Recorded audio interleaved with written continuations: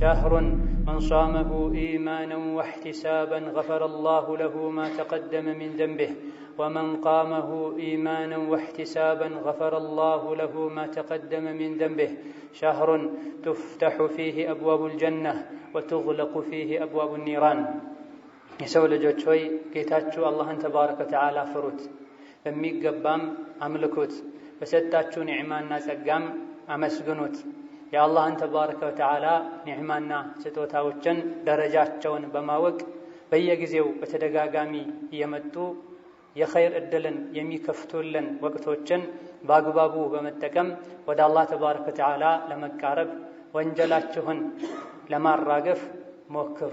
አላህ ተባረከ ወተዓላ የሰው ልጆች ከሰጣቸው ኒዕማዎች ሁሉ በላጩ ኒዕማ ኢስላም፣ ከዛ በመቀጠል እስላም ውስጥ ያሉ ወንጀል የሚያራግፉ ደረጃን ከፍ የሚያደርጉ የኸይር አጋጣሚዎች ናቸው። የአላህ ተባረከ ወተዓላ ኒዕማ መብላትና መጠጣት ብቻ አይደለም፣ ማግባትና መውለድ ብቻ አይደለም። ሶላት ለመስገድ መቻል፣ ጾም ለመጾም መቻል፣ ሰደቃ ለመስጠት መቻልና እድሉን ማግኘት ከልጅ ከሀብት ከንብረት በል ዱንያ ውስጥ ካሉ ሀብቶች በሙሉ የተሻለና የሚያስደስት ኒዕማ። በየጊዜው ኸይር ስራ ምንሰራባቸው አጋጣሚዎች በተፈጠሩ ቁጥር የኸይር ስራ ፍላጎታችን ሊጨምር ይገባል። እውነተኛ ሙእሚኖች ከሆነ በየጊዜው የኸይር ስራ አጋጣሚዎች በተፈጠሩ ቁጥር የወንጀል ጥላቻችን ሊጨምር፣ ተውበታችንን ልናድስ፣ ይበልጥ ወደ አላህ ልንቃረብ ይገባናል። እነሆ በዚህ መልኩ የሰው ልጆች የኸይር ፍላጎታቸው ከሚጨምርበት ይበልጥ ከወንጀል ከሚርቁበትና ከሚተውበቱበት ወር አንዱ የረመዳን ወር ነው። ረመዳን መልካም ስራዎች እጥፍ ድርብ የሚሆኑበት ወር ነው።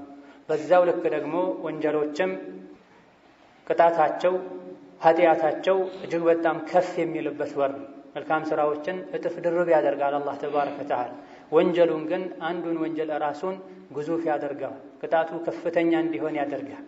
ረመዳንን ኸይር ስራ በመስራት እንደምናከብረው ሁሉ የረመዳንን ወር ከወንጀል በመራቅ ልናከብረው ይገባናል። በአንድ በኩል ኸይር ስራ እየሰራን በሌላ በኩል ወንጀል ልንዳፈር አይገባን። በአንድ በኩል ኸይር ስራ እየሰራን በሌላ በኩል ዋጅብና ግዴታ የሆኑ ዒባዳዎችን ቸላ ልንል አይገባን። ኸይር ላይ መሽቀዳደም አጅር እንደሚያስገኘው ሁሉ ግዴታ የሆኑ ነገሮችን ቸላ ማለትም አላህ ዘንድ ተባረከ ወተዓላ ያስጠይቃል። ረመዳን የህይወታችን መመሪያ፣ የቀልባችን ስንቅ፣ የቀልብ በሽታችን ፈውስ የሆነው ቁርአን የወረደበት ወር ነው። ረመዳን ሌሊቱ በዒባዳ በሶላት በቁርአን በዚክር በዱዓ ልናሳልፍ የሚገባ ወር ነው። አላህ ከሰጠን ለሌሎች ምንሰጥበት ወር ነው። የተቀያየምናቸው ሰዎችን ይቅር ብንልበት ወር ነው። ለሌሎች ምናዝንበት ወር ነው። ስናዝን ነው አላህ ተባረከ ወተዓላ ለእኛም ያዝን። ሌሎችን ይቅር ስንል አላህ ተባረከ ወተዓላ እኛንም ይቅር የሚለን። የተለያዩ የሚሰሩ ኸይር ስራዎች አሉ ረመዳን ውስጥ። እነዚህ ስራዎች ተደማምረው ነው የአላህን ምህረት እንድናገኝ ሰበብ የሚሆኑት፣ ከጀሃነም ድነን ጀነት እንድንገባ ሰበብ የሚሆኑት። እነዚህ ኸይር ስራዎችን ከወዲሁ መለማመድ፣ ነፍስያችንን ማነሳሳት፣ ለኸይር ስራ እንቅፋት የሚሆኑ መጥፎ ባህሪዎችን ወንጀሎችን ማስወገድ ይጠበቅብናል። ቀድሞ ሳይዘጋጅ ረመዳን የገባበት ሰው የረመዳን 29 ወይም 30 ቀኖች ምንም ሳይጠቀምባቸው ያልፉታልና ነው። ረመዳን ለነቢዩ እመት ለማንም ያልተሰጡ 5 ጸጋዎችን የሰጠበት ወር ነው። ከዚህም አንዱ ረመዳን ላይ አንጀት ባዶ ሆድ ባዶ በመሆኑ ምክንያት የሚከሰተው የአፍ ጠረን የአፍ ሽታ መለወጥ አላህ ዘንድ ተባረከ ወተዓላ ከምስክ ሽቶ የበለጠ ተወዳጅ እንደሆነ ነቢይ ተናግረዋል። ለአላህ ብሎ በመጾሙ ለአላህ ብሎ በመራቡ ምክንያት ሰዎች ዘንድ ሊጠላ የሚችለው መጥፎ ከሆድ ከጨጓራ የሚወጣ መጥፎ ሽታ አላህ ዘንድ ግን ከምስክ ሽቶ በላይ ተወዳጅ ነው። መጥፎ ሽታ ራሱ ተፈልጎ ሳይሆን ለአላህ ብሎ በመድከም ምክንያት ለአላህ ብሎ በመራብ ምክንያት የመጣ ሽታ የመልካም ስራ ውጤት ከመሆኑ አንፃር አላህ ዘንድ ይወደዳል። ይህ ማለት ሆን ብሎ አፉ እንዲሸት ማድረግ አለበት ማለት አይደለም። ጾመኛ ቀኑን ሙሉ ንጽህናውን መጠበቅ አለበት፣ መፋቂያ መጠቀም አለበት። ሆኖም ሽታ ሊከሰት ይችላል። ይህ ሽታ አላህ ዘንድ ተወዳጅ ነው፣ ሰዎች እንደሚጠሉት አይደለም። አላህ ኸይርን ይወዳል፣ ከኸይር ጋር ተያይዞ የሚመጡ ነገሮችን በሙሉም ይወዳል ማለት ነው። ሁለተኛው ረመዳንን ለሚጾሙ ሰዎች ጾም ከጀመሩበት ጊዜ ጀምሮ እስኪያፈጥሩና ፀሐይ እስክትጠልቅ ድረስ ባለው ጊዜ ውስጥ መላእክቶች እስትግፋር ያደርጉለታል ጾመኛ ብሏል ነብዩ ሰለላሁ ዐለይሂ ወሰለም። ለነብዩ ኡመት ከተሰጡ ረመዳን ውስጥ ከሚገኙ ጥቅሞች አንዱ ጾመኛ መላኢካ ኢስቲግፋር ያደርግለታል። መላኢኮች አላህን አምፀው አስቆጥተው የማያውቁ የተከበሩ ፍጥሮች ናቸው። አላህን እምቢ እንደማይሉት ሁሉ አላህም እምቢ አይላቸውም። እነሱ ምድር ላይ ሆኖ ትክክለኛ አላህ የሚወደውን አይነት ጾም ምግብና መጠጥን መተው ብቻ ሳይሆን ማንኛውንም የተከለከለን ነገር የሚከለከል ግዴታ የሆኑ ነገሮችን በአግባቡ የሚፈጽም ጾመኛ ቀኑን ሙሉ እስኪያፈጥር ድረስ መላኢኮች ኢስቲግፋር ያደርጉለታል። ሶስተኛው ረመዳን ውስጥ ያለው ለነብዩ ኡመት ለየት ባለ መልኩ የተሰጠው ስጦታ ረመዳን ወር ውስጥ አላህ ጀነትን ያስውባታል በየቀኑ አሉ ነብዩ ሰለላሁ ዐለይሂ ወሰለም። ምድር ላይ የአላህ ባሮች ራሳቸውን መስጂዳቸውን በዒባዳ እንደሚያስውቡት ሁሉ ቀልባቸውን በአላህ ፍርሃቻ በእስቲግፋር ለአላህ በመተናነስ ረሕመቱን ተስፋ በማድረግ ልባቸውን እንደሚያጸዱትና እንደሚያስውቡት ሁሉ የአማኞች ማረፊያ የሆነችውን ጀነትንም ረመዳን ላይ በየቀኑ አላህ ያስውባታል። ምናልባትም ባሮቼ የአዱንያን ድካምና ጣጣ ስቃይ ተሰናብተው ወደ አንቺ ሊመጡ ይችላልና እያለ አላህ ጀነትን ያስውባታል ብላ እንደዚሁ ከሌላ ሐዲቶችን በመነሳት በርካታ ዑለሞች ረመዳን ውስጥ ጾመኛ ሆኖ የሞተ ሰው የጀነት ነው ብለው የተናገሩበት ሁኔታ በግለሰብ ደረጃ ሳይሆን በጥቅሉ ረመዳን ላይ የሞተ የጀነት ነው ማለት ይቻላል፣ ተስፋ ይደረግለታል። አራተኛው የረመዳን ስጦታ ረመዳን ወር ውስጥ አመፀኛ የሆኑ ሸይጣኖች ይታሰራሉ በሰንሰለት በካቴና። ሌላ ጊዜ ይረብሹ እንደነበረው ሌላ ጊዜ ያስቸግሩ እንደነበረው ረመዳን ላይ አያስቸግሩም ብለዋል ነብዩ ሰለላሁ ዐለይሂ ወሰለም። ታዲያ ምን ነው ብዙ ሰዎች ጾምም ሆኖ ረመዳንም ሆኖ አህዋላቸው እንደተበላሸ ይቀጥላሉ። ትርፍ ቃል መጥፎ ቃል ይናገራሉ፣ ሰውን አዳ ያደርጋሉ፣ ሶላትን በጀማዓ አይሰግዱም። ሸይጣን ከታሰረ ለምንድን ነው ይህ የሚከሰተው ያለን እንደሆነ አመፀኛ ሸይጣኖች ናቸው የሚታሰሩት። ኃይለኛ የሆኑት በጣም አስቸጋሪዎች ማረዳ የተባሉት ናቸው የሚታሰሩት። ደካማዎች አካለ ስንኩል የሆኑት ይቀራሉ። ሙእምን በአላህ በማመኑ የሚያገኘው ጥንካሬ አለ።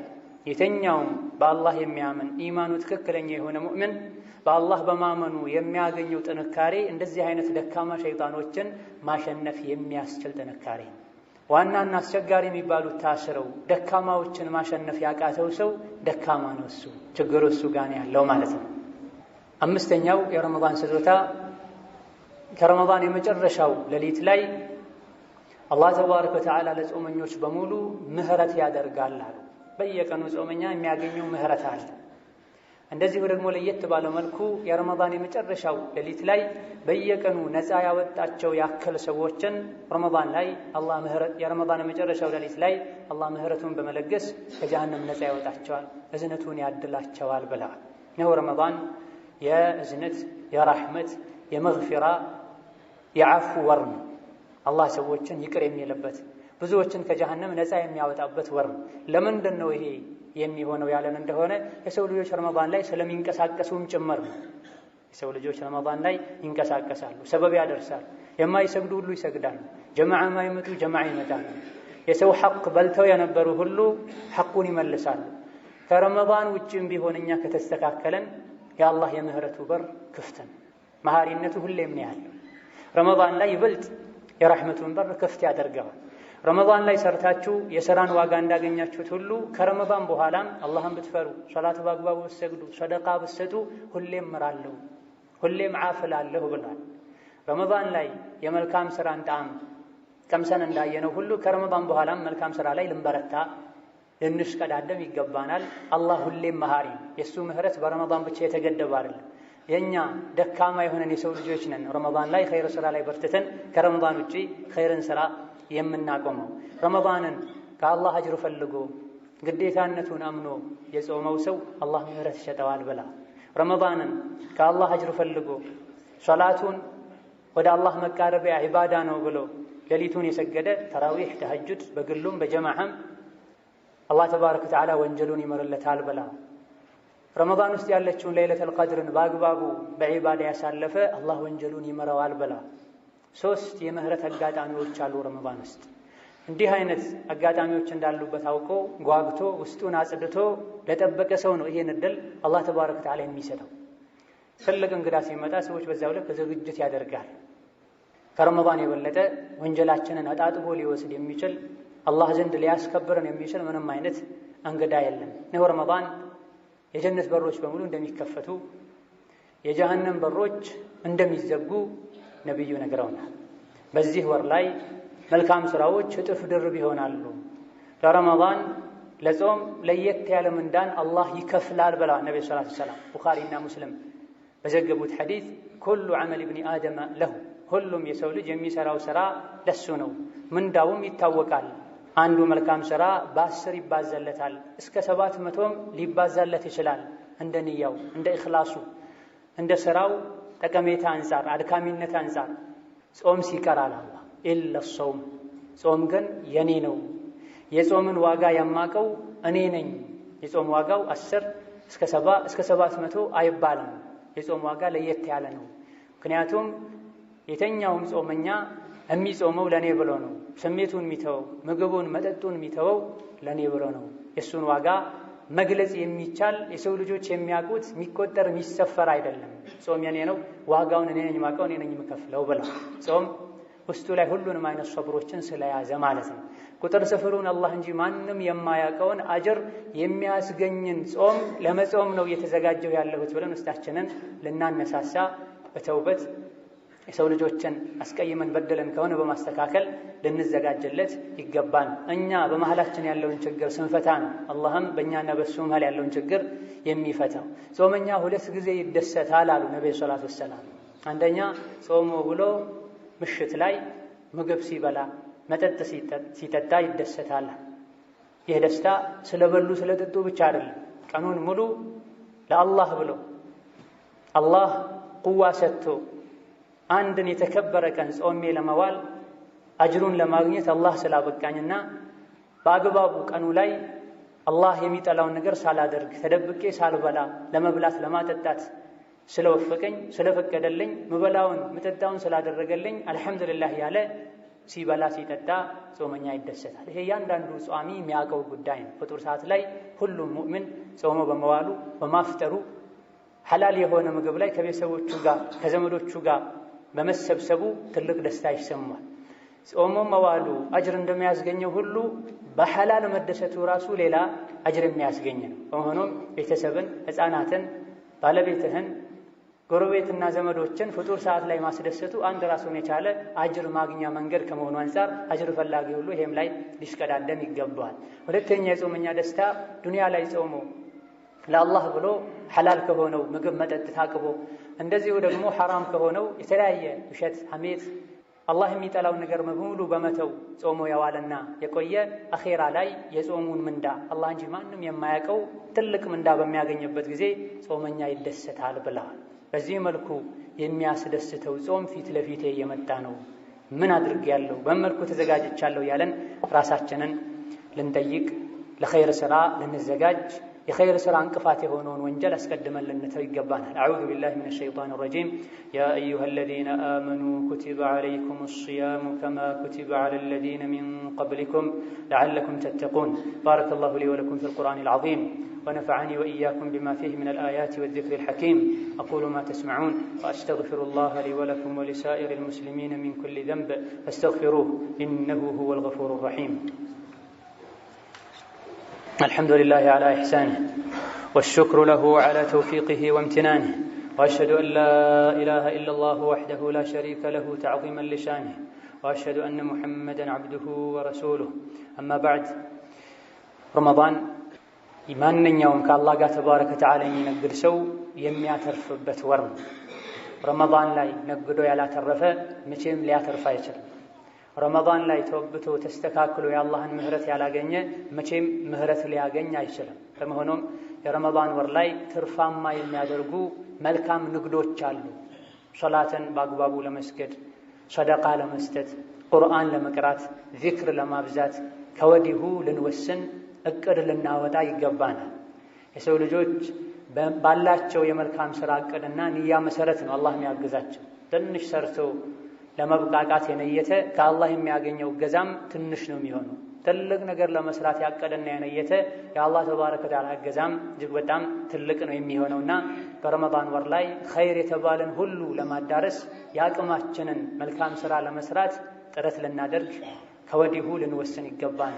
እንደዚሁ ደግሞ ረመዳን የዓፉታ የይቅርታ የምህረት ወር ነው ብለናል። አላህ ይቅር የሚለን አላህ የሚመረን ዱንያ ላይ አብረናቸው የምንኖር የሰው ልጆች ጋር አለመግባባት ተፈጥሮ በአዱንያ ጠፊ በሆነችዋ ርካሽ በሆነችዋ ሙስሊሙም ካፊሩም ታዛዡም አመፀኛውም እንደፈለገ በሚያደርጋት ዱንያ ምክንያት አብረን ምንሰግደውን አብረን ምንጾመውን ሙስሊም ወንድማችንን ሙስሊም እህታችንን አኩርፈን ተኮራርፈን ተቆራርጠን የአላህን ምህረት ልንጠብቅ አይገባን።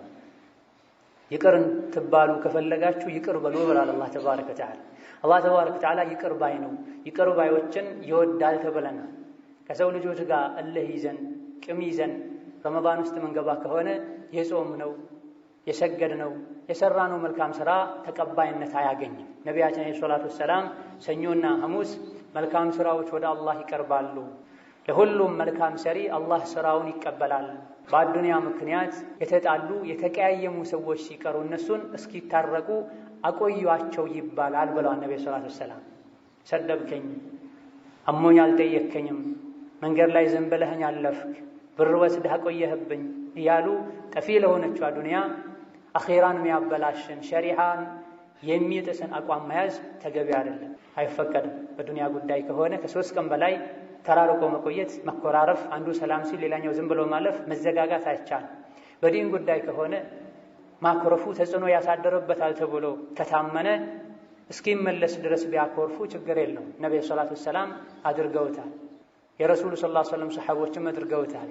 ጂሃድ ለመሄድ ሁኔታዎች ምቹ ከመሆናቸው ጋር ረሱሉ ዐለይሂ ሰላቱ ወሰላም ከዙሪያቸው የነበሩ ሰዎችን በሙሉ ለጂሃድ ቀስቅሰው ሳለ ከጂሃድ ወደ ኋላ ያሉ አንድ 3 ሰዎችን ለ50 ቀን ገደማ አኩርፈዋል ነብዩ ሰለላሁ ዐለይሂ ወሰለም። መጨረሻ ላይ አላህ ተውበታቸውን ከተቀበላቸው በኋላ ነብዩን ይቅርታ አድርገውላቸዋል። ከሱሐቦች መሐለም የረሱልን ሐዲስ የተጻረረ ልጁን ወላሂ እስከ መጨረሻ አላናግርህም ያለ ሰዋል። ስለዚህ ከዲን ጋር በተያያዘ ከሆነ የምናኮርፈው አካል የኛ ማኩረፍ ጎድቶት ይስተካከላል፣ ተጽዕኖ ያሳደርበታል ካለን ለአላህ ብለን ለነፍስያችን ብለን ሳይሆን ለአላህ ብለን ብናኮርፍ ችግር አይኖረውም።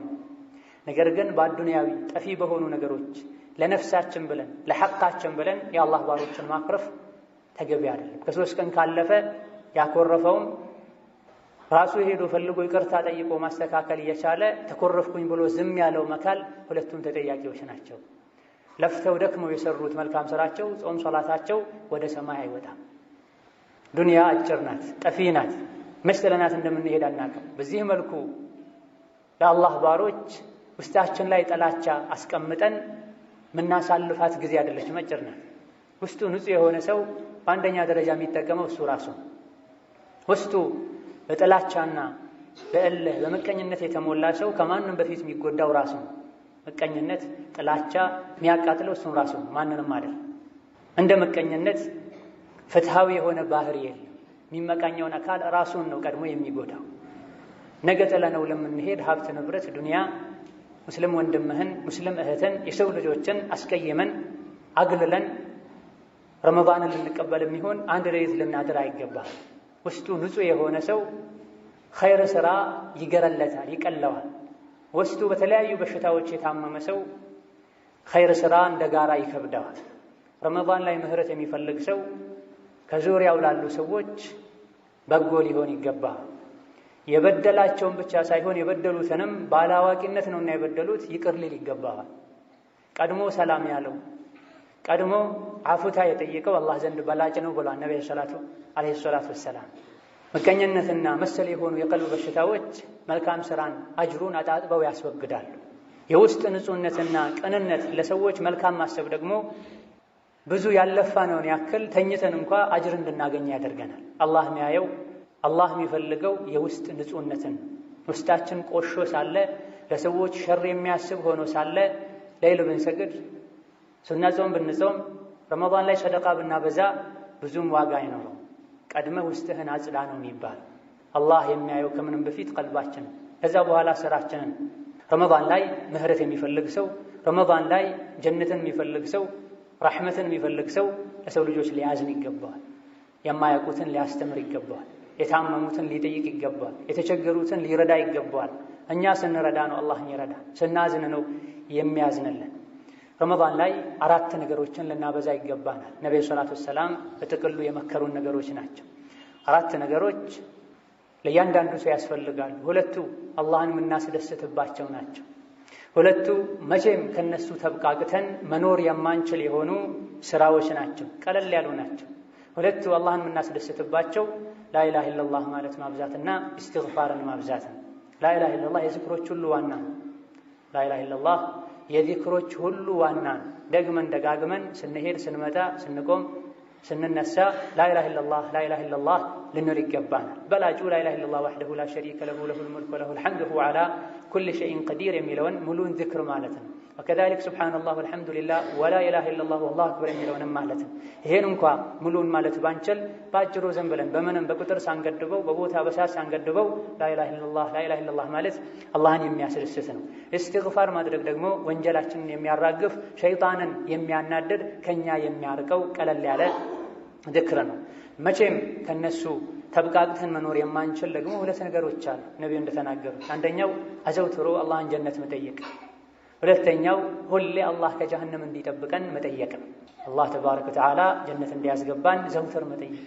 ቤቱ ጀነት እንዲሆን የፈለገ ሰው ህልሙ እስኪሳካ ድረስ አላህ ጀነት እንዲያስገባው መጠየቅ አለበት። 3 ጊዜ አላህን ጀነት የጠየቀው ሰው ጀነት ራሷ የአላህ ጀነት ያስገባው ብላ አላህን ትጠይቃለች ብላ ነብዩ ሰለላሁ ዐለይሂ ወሰለም 3 ጊዜ ቀን ላይ አላህን ከጀሃነም ጠብቀኝ ያለ ሰው ጀሃነም ራሷ ያ ረብ ከጀሃነም ጠብቀው ብላ ዱዓ ታደርጋለች ብለዋል። የሰው ልጅ ከምንም በላይ ሊፈራ የሚገባው አላህን።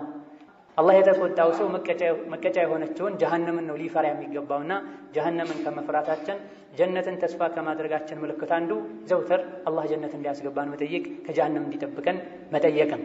በምላስ መጠየቁ ብቻ ዋጋ የለውም። ጀሃነም የሚያስገቡ ስራዎች አሉ የሚታወቁ። እነዚህ ስራዎችን መራቅ መጠንቀቅ አለብን። ጀነት የሚያስገቡ መልካም ስራዎች አሉ፣ መልካም ንግግሮች አሉ። እነዚህ መልካም ስራና መልካም ንግግሮችን ልናቅ ልንሰራቸው ይገባል። ዱንያ መጣ ነው ፎቅ ልንገነባ፣ በአዱንያ ልንወዳደር ልንፎካከር አይደለም። በዋነኝነት ዱንያ መጣ ነው ለአኺራ የሚሆንን መልካም ስራ ይዘን ልንሄድ ነውና ለዚህ ለአኺራ ጉዟችን ስኬታማነት አስፈላጊ የሚባልን ነገር በሙሉ ወንድ፣ ሴት፣ ህፃን፣ አዋቂ ሊያቅና ሊተገብር ይገባል። ባዶ እጁን አኺራ የሄደ ይጸጸታል፣ ይቆጫል፣ ተመልሶ ማስተካከል አይችልም፣ ከሰው መበደር አይችልም። የሰሩትን ብቻ የሚያገኙበት ሀገር ነውና ልንሰራ ልንጥር ይገባናል። ثم صلوا وسلموا على الرحمة المهداة وإمام الأتقياء محمد خير المرسلين.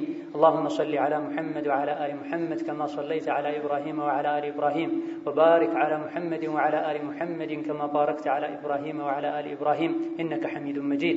وارض اللهم عن خلفائه الراشدين وبقية صحابته أجمعين وزوجاته الطاهرات أمهات المؤمنين. وارض اللهم عنا وعن والدينا معهم أجمعين وعن جميع المسلمين. اللهم أعز الإسلام والمسلمين، اللهم أعز الإسلام والمسلمين، اللهم أعز الإسلام والمسلمين وأذل الشرك والمشركين ودمر أعداءك أعداء الدين. اللهم أصلح لنا ديننا ودنيانا، اللهم أصلح لنا ديننا ودنيانا، اللهم أصلح لنا ديننا ودنيانا. اللهم وفق العلماء والدعاة والمصلحين وخذ بأيديهم إلى التقوى والبر والإحسان. اللهم أصلح العلماء والدعاة والمصلحين وخذ بأيديهم إلى التقوى والبر والإحسان واجمع كلمتهم على الحق، واجمع كلمتهم على الحق يا قوي يا متين. واكفهم شر الأشرار وكيد الفجار. اللهم واكفهم شر بطانة السوء والمفسدين يا رب العالمين. نعوذ بك اللهم من شر الأشرار وكيد الفجار وشر طوارق الليل والنهار. يا عزيز يا غفار، يا عزيز يا قهار، يا عزيز يا قهار. اللهم بلغنا رمضان، اللهم بلغنا رمضان، اللهم بلغنا رمضان ووفقنا فيه لحسن الصيام والقيام. اللهم وفقنا فيه لحسن طاعتك وعبادتك، وأعنا فيه على الصيام والقيام وجميع ما ترضاه يا ملك يا كريم. واجعلنا اللهم من المقبولين، واجعلنا اللهم من المقبولين، واجعلنا اللهم فيه من المقبولين. اللهم اغفر لنا ولوالدينا ولمشايخنا ولمن له حق علينا ولجميع المسلمين أحياء وميتين. آمين والحمد لله رب العالمين.